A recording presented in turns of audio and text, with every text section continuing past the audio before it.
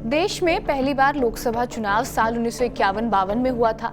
15 अगस्त 1947 को आजाद होने वाले हिंदुस्तान के लोगों के लिए एक नई बात थी। लोगों को विश्वास ही नहीं हो रहा था कि वो लोग अपनी सरकार बना सकते हैं, अपने पसंद के उम्मीदवार के लिए वोट कर सकते हैं। इतने बड़े देश में चुनाव कराने के लिए एक संस्था बनाई गई चुनाव आयोग के नाम से। चुनाव आयोग और राजनीतिक पार्टियों ने मिलकर लोगों के बीच घर से बाहर निकलकर वोट करने के लिए कैंपेन चलाया।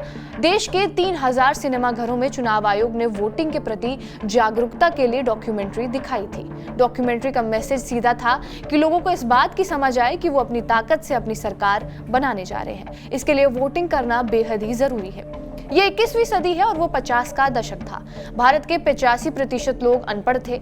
देश की कुल आबादी 40 करोड़ थी, जबकि सिर्फ 15% आबादी को लिखना और पढ़ना आता था। वोटिंग के दौरान ये एक बड़ी समस्या थी, क्योंकि ज्यादातर लोगों को मालूम ही नहीं था कि वो किसे वोट करेंगे, क्योंकि उनको पढ़ना लिखना ही नहीं आता था। सुकुमार सेन उस समय चुनाव आयोग के पहले सर्वसेवा थे।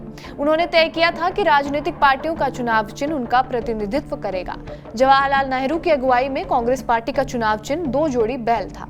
एक तरफ राजनीतिक पार्टियां चुनाव की तैयारी कर रही थी, तो दूसरी तरफ चुनाव आयोग भी अपनी तैयारियों में लगा हुआ था। चुनाव आयोग ने अपने इस मेगा मिशन के लिए 16,500 क्लर्क की भर्ती की थी। 6 महीने इन सबकी ट्रेनिंग चली थी। हालात ये थे कि चुनाव के अधिकारी जब गांव में डेटा लेने पहुंचे तो गांव की औरतें अपना नाम तक नहीं बता पा रही थी, क्योंकि ये अधिकारी उनके लिए अजनबी थे।